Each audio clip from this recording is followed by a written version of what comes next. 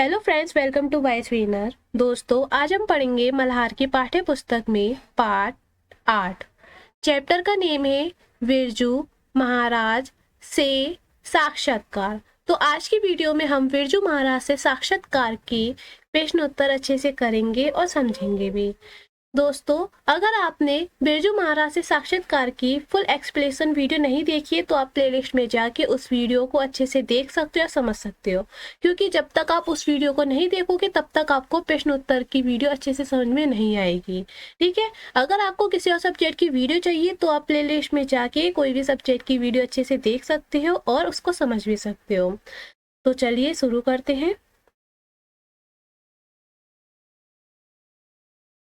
पाठ से आइए अब हम बिरजू महाराज से पूछे गए प्रश्नों और उनसे मिले उत्तरों को थोड़ा और निकटता से समझ लेते हैं।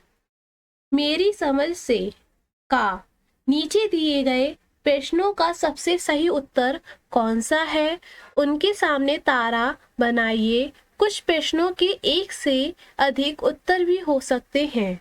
ठीक है, जो उत्तर सही होगा तो हमें उसके सामने तारा बनाना है, और कुछ ऐसे प्रश्न होंगे जिसके एक से अधिक उत्तर भी हो सकते हैं। ठीक है, तो चलिए पहले अब हम क्वेश्चन पढ़ते हैं। फर्स्ट, बिरजू महाराज ने गंडा बांधने की परंपरा में परिवर्तन क्यों किया होगा? ऑप्शन फर्स्ट, वे गुरु के प्रति शिष्य के निष्ठा भाव को परखना चाहते थे। सेकंड ऑप्शन, वे नृत्य शिक्षण के लिए एक परंपरा को महत्वपूर्ण नहीं मानते थे। थर्ड ऑप्शन, वे नृत्य के प्रति शिष्य के लगन व समर्पण भाव को जांचना चाहते थे। फोर्थ ऑप्शन, वे शिष्य की भेंट देने की सामर्थ्य को परखना चाहते थे। तो देखते हैं इसमें कौन सा ऑप्शन ठीक है। थर्ड ऑप्शन एकदम ठीक है, वे नृत्य के प्रति शिष्य की लगन व संपन्न भाव को जांचना चाहते थे। ठीक है। सेकंड क्वेश्चन, जीवन में उतार चढ़ाव तो होता ही है, बिरजू महाराज के जीवन में किस तरह के उतार चढ़ाव आए? तो हमें यहाँ पे बताना है। फर्स्ट ऑप्शन, पिता के देहांत के बाद आर्थिक अभावों का सामना करना पड़ा। सेकंड ऑप्शन, कोई भी संस्था नृत्य प्रस्तुतियों के लिए आमंत्रित नहीं करती थी। थर्ड ऑप्शन, किसी समय विशेष में घर में सुख समृद्धि थी। फोर्थ ऑप्शन, नृत्य के औपचारिक प्रशिक्षण के अवसर बहुत ही सीमित हो गए थे। तो देखते हैं कौन सा ऑप्शन ठीक है। फर्स्ट ऑप्शन, पिता के देहांत के बाद आर्थिक अभावों का सामना करना पड़ा था उन्हें। ठीक है, तो इसका फर्स्ट ऑप्शन एकदम सही है। आगे थर्ड क्वेश्चन, बिरजू महाराज के अनुसार बच्चों को लय के साथ खेलने की अनुशंसा क्यों की जानी चाहिए? तो हमें बताना है क्यों की जानी चाहिए।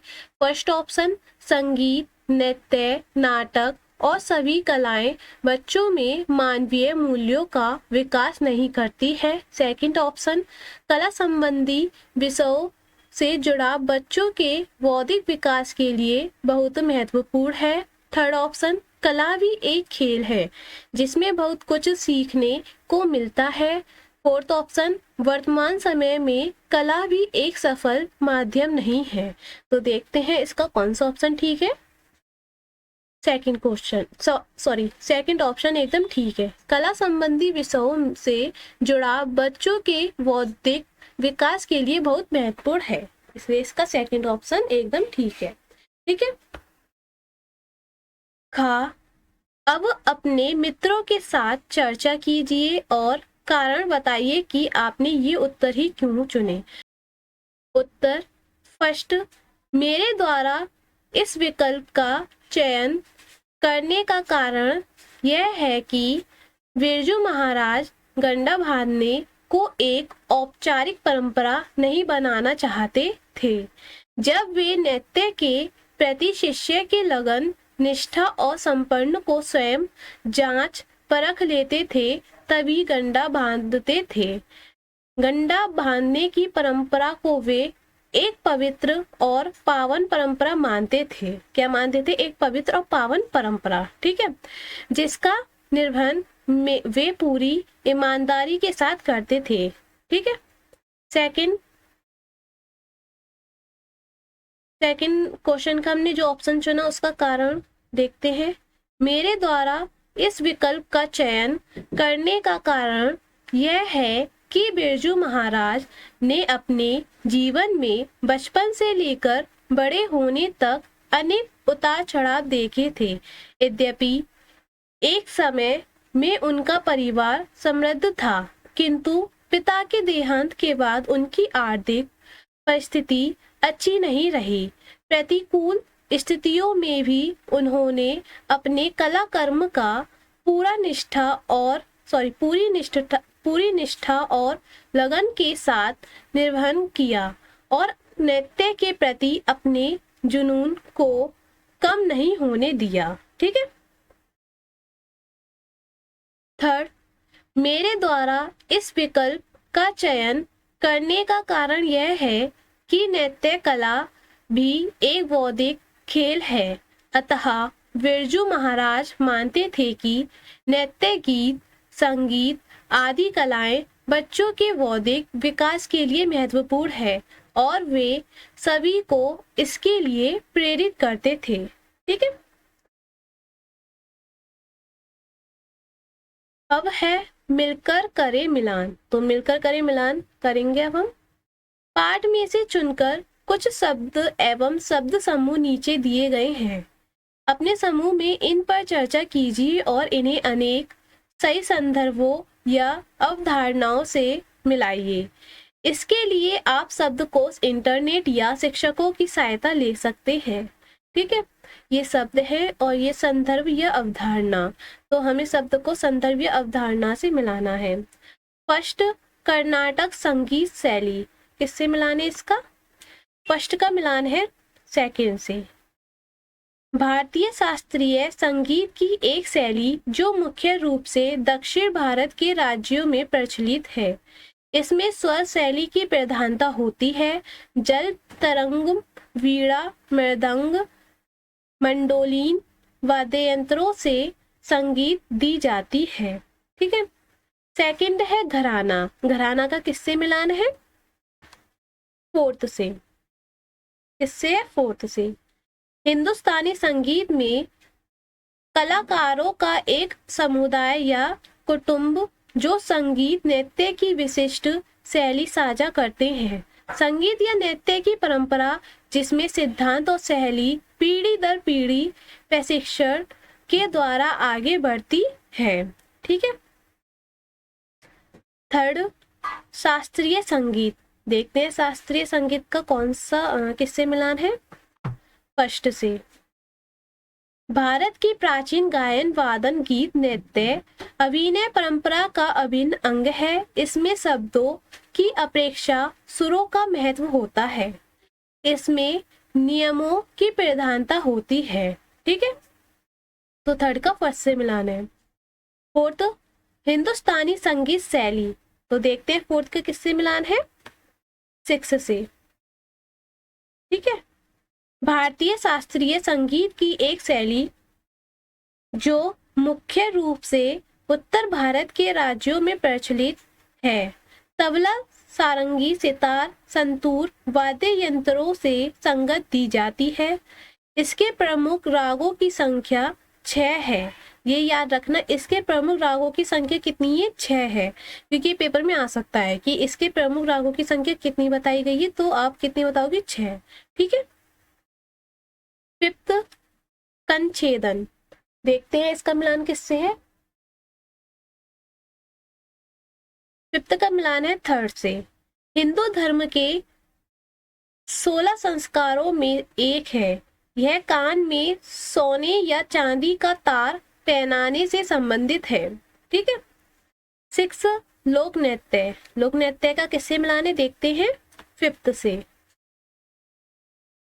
किसी क्षेत्र विशेष में लोक द्वारा किए जाने वाले पारंपरिक नृत्य। लोक नृत्य क्षेत्र विशेष की संस्कृति एवं रीति रिवाजों को दर्शाते हैं। ये विशेष रूप से फसल कटाई उत्सवों आदि के अवसर पर किए जाते हैं। ठीक है, तो ये बिल्कुल ठीक है, आप अपनी बुक में मिलान कर सकते हो अच्छे से। ठीक है, आगे देखते हैं।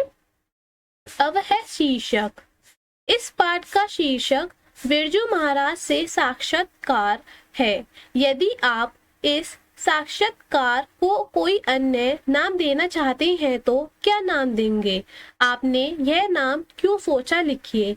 अगर हम मतलब इस पाठ का शीर्षक जो है कौन है, वो बिरजू महाराज से साक्षात्कार है। ठीक है, ये कौन है, शीर्षक है इस पाठ का। यदि आप इस साक्षात्कार को कोई अन्य नाम, अगर हम इस साक्षात्कार को कोई और अन्य नाम देना चाहते हैं तो हम क्यों देना चाहेंगे, हमें बताना है। आपने यह नाम क्यों सोचा, जो भी हम नाम देंगे वो हमने क्यों सोचा, तो वो हमें लिखना भी है। ठीक है, तो देखते हैं उत्तर। यदि मुझे इस साक्षात्कार को कोई अन्य नाम देना होता तो मैं पद्म विभूषण बिरजू महाराज देता, क्योंकि पद्म विभूषण भारत का दूसरा सर्वोच्च नागरिक सम्मान है जो विविध क्षेत्रों में असाधारण सेवा अथवा उपलब्धि के लिए दिया जाता है। क्योंकि बिरजू महाराज ने कथक के क्षेत्र में अपना अमूल्य और असाधारण योगदान दिया है, जिसके कारण उन्हें यह गरिमा में सम्मान मिला है। इसलिए मुझे पूरा साक्षात्कार का उक्त शीर्षक देना उचित और पूरी तरह से प्रासंगिक प्रतीत हुआ। ठीक है, पंक्तियों पर चर्चा।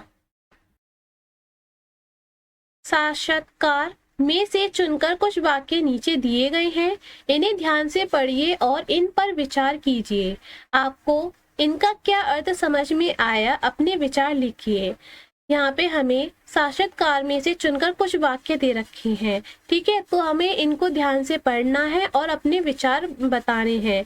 हमें, आपको इसका क्या अर्थ समझ में आया, हमें इस वाक्य का क्या अर्थ समझ में आया, वो हमें यहाँ पे लिखना है। पहले हम पढ़ते हैं। तुम नौकरी में बट जाओगे, तुम्हारे अंदर एक नर्तक पूरी तरह पनप नहीं पाएगा। तो देखते हैं इसका अर्थ क्या है। उत्तर, जहाँ कहा गया है कि जब कोई व्यक्ति नौकरी करता है तो उसके अंदर की रचनात्मकता और प्रतिभा पूरी तरह विकसित नहीं हो पाती। ठीक है। सेकंड, नृत्य में शरीर, ध्यान और तपस्या का साधन होता है। तो देखते हैं इसका अर्थ। उत्तर, इसका अर्थ है कि लय नृत्य का आधार है। लय क्या है? नृत्य का आधार है, जिसकी पूजा नर्तक करते हैं जैसे किसी ईश्वर की। ठीक है। थर्ड, कथक में गर्दन को हल्की से हिलाया जाता है। जब हम कथक करते हैं तो हमारी गर्दन को हल्के से हिलाया जाता है, चिराग की लौ के समान। ठीक है। देखते हैं इसका उत्तर। उत्तर, जिस प्रकार चिराग की लौ बहुत ही मधुरता से धीरे धीरे लय के साथ जलती है, उसी प्रकार कथक नृत्य करते समय नर्तक अपनी गर्दन को बहुत धीरे से मधुरता, नजाकत से हिलाता है। अब हम आगे देखेंगे। अब है सोच विचार के लिए। साक्षात्कार को एक बार पुनः पढ़िए और निम्नलिखित प्रश्नों के उत्तर लिखिए। हमें साक्षात्कार को फिर से दोबारा से पढ़ना है, फिर उसके उत्तर बताने हैं। तो इसलिए मैंने भी आपसे कहा था पहले आप उसके चैप्टर को अच्छे से समझिए, उस चैप्टर में क्या दे रखा है क्या नहीं। तो जब तक आप उस चैप्टर को अच्छे से समझ लोगे तभी आप इसके प्रश्न उत्तर कर पाओगे। ठीक है। तो मैंने आपको बता दिया है कि आप पहले चैप्टर को समझिए, फिर उसके बाद इसके प्रश्न उत्तर करना। ठीक है। का बिरजू महाराज नृत्य का औपचारिक प्रशिक्षण आरंभ होने से पहले ही कथक कैसे सीख गए थे? तो हमें यहाँ पे बताना है। उत्तर, बिरजू महाराज के घर में कथक का माहौल था। उनके पिता व दोनों चाचा कथक नर्तक थे। उनके पिता और दोनों चाचा कथक नर्तक थे। ठीक है। अतः औपचारिक प्रशिक्षण शुरू होने से पहले ही बिरजू महाराज उन्हें देख देख कर कथक करना सीख गए थे। उनके पिता और चाचा जी दोनों थे, ये दोनों कथक करते थे, तो बिरजू महाराज भी इन दोनों को देखकर कथक करना अच्छे से सीख गए थे। ठीक है। खा, नृत्य सीखने के लिए संगीत की समझ होना क्यों अनिवार्य है? तो देखते हैं इसका उत्तर। नृत्य सीखने के लिए संगीत की समझ होना इसलिए आवश्यक है क्योंकि संगीत में लय होती है, अतः उसका ज्ञान आवश्यक है। लय एक तरह का आवरण है जो नृत्य को सुंदरता प्रदान करता है। अगर नर्तक को सुर ताल की समझ है तो वह जान पाएगा कि नृत्य की लय ठीक है या नहीं। संगीत को अच्छे से समझना चाहिए। ठीक है। गा, नृत्य के अतिरिक्त बिरजू महाराज को और किन किन कार्यों में रुचि थी? तो देखते हैं इसका उत्तर। नृत्य के अतिरिक्त बिरजू महाराज का मशीनों में खूब मन लगता था क्योंकि कोई भी मशीन या यंत्र खोलकर उसके कल पुर्जे देखने में उनकी रुचि थी। उनके वीर्फ केस में हरदम पंखा, फ्रीज ठीक करने वाले औजार रहते थे। इसके अलावा उन्हें पेंटिंग बनाने में भी रुचि थी। ठीक है। घा, बिरजू महाराज ने बच्चों की शिक्षा और रुचियों के बारे में अभिभावकों से क्या कहा? तो बताना है। देखते हैं उत्तर। बिरजू महाराज ने अभिभावकों से कहा कि यदि बच्चे की रुचि है तो उसे लय के साथ खेलने दें। इस खेल की दुनिया में संतुलन और समय का सदुपयोग बच्चे के बौद्धिक विकास के लिए बहुत जरूरी है। बच्चों के पास शिक्षा या कोई ना कोई हुनर जरूरी होना चाहिए ताकि वे आत्मनिर्भर बन सकें। हुनर ऐसा खजाना है जिसे कोई छीन नहीं सकता। वक्त पड़ने पर हमेशा काम आता है। ठीक है। सेकंड, पाठ में से उन प्रसंगों की पहचान कर उन पर चर्चा कीजिए जिनमें पता चलता है कि बिरजू महाराज बहुमुखी प्रतिभा के धनी थे। तो देखते हैं उसका उत्तर। वे नाचते थे, गाते थे, तबला बजाते थे, चित्र बनाते थे, मशीनें ठीक करना भी जानते थे। बिरजू महाराज बहुमुखी प्रतिभा के धनी थे, मतलब उनको बहुत सारी चीजें आती थी। वे नाचते भी थे, गाते भी थे, तबला भी बजाते थे, चित्र बनाना भी जानते थे, मशीन वगैरह ठीक करना भी जानते थे। उनके अंदर बहुत चीजों का हुनर था, वो सब कुछ कर सकते थे। ठीक है। बिरजू महाराज को नृत्य की ऊंचाइयों तक पहुंचाने में उनकी मां का बहुत योगदान रहा। तो देखते हैं उत्तर। बिरजू महाराज को नृत्य की ऊंचाइयों तक पहुंचाने में उनकी मां का बड़ा योगदान था। ठीक है। पिता के निधन के बाद उनकी मां ने उन्हें संभाला, प्रेरित किया और नृत्य अभ्यास के लिए प्रोत्साहित किया। माँ की देखभाल और मार्गदर्शन से ही वे महान कथक नर्तक बने। जब पिता का निधन हो गया तो उनकी माँ ही बची थी, तो माँ ने उनकी देखभाल की, उनको अच्छे से संभाला, उन्हें प्रेरित किया और नृत्य अभ्यास के लिए प्रोत्साहित किया कि तुम नृत्य करो। उन्होंने देखभाल वगैरह अच्छे से की थी, मार्गदर्शन, उन्होंने अच्छे से मार्गदर्शन बताया था कि वो एक महान कथक अच्छे से बन गए, क्योंकि पिता के जाने के बाद उनकी माँ ने ही सारा कुछ देखा था और सब कुछ उनकी माँ ने ही संभाला था। ठीक है। बिरजू महाराज महिलाओं के लिए समानता के पक्षधर थे। तो देखते हैं उत्तर। बिरजू महाराज की बहनों को कथक नहीं सिखाया गया। बिरजू महाराज की जो बहन थी उनको कथक नहीं सिखाया गया, किंतु उन्होंने अपनी बेटियों को खूब कथक सिखाया। उनका कहना था कि लड़कियों के पास शिक्षा या कोई ना कोई अन्य हुनर अवश्य होना चाहिए। बिरजू महाराज की बहन जो थी उनको कथक नहीं सिखाया गया, लेकिन बिरजू महाराज ने अपनी बेटियों को अच्छे से कथक सिखाया, बहुत ज्यादा ही, है नहीं। उनका यह कहना था बिरजू महाराज का कि लड़कियों के पास कोई ना कोई हुनर होना चाहिए, ठीक है, लड़कियों के पास, ताकि वे आत्मनिर्भर बन सकें। वे लड़कों के समान लड़कियों को भी शिक्षा का समान अवसर देने के पक्ष में थे। कितने अच्छे थे बिरजू महाराज, कि बिरजू महाराज लड़कियों के बारे में सोच रहे थे कि लड़कियों को लड़कियों मतलब उन्होंने कहा था कि लड़कियों के पास कोई ना कोई हुनर अवश्य ही होना चाहिए जिससे कि वो खुद पर आत्मनिर्भर बन सकें। लड़कों के समान लड़कियों को भी शिक्षा का समान अवसर देना चाहिए, कि जैसे कि लड़के पढ़ रहे हैं वैसे ही लड़कियों को भी पढ़ने का अधिकार है, ठीक है। तो उम्मीद करती हूँ आपको आज की वीडियो अच्छी लगी होगी। अगर आपको आज की वीडियो अच्छी लगे तो वीडियो को लाइक कर देना, चैनल को सब्सक्राइब कर देना। अब हम मिलेंगे अगली नेक्स्ट वीडियो में पार्ट 2 में, तब तक के लिए बाय बाय।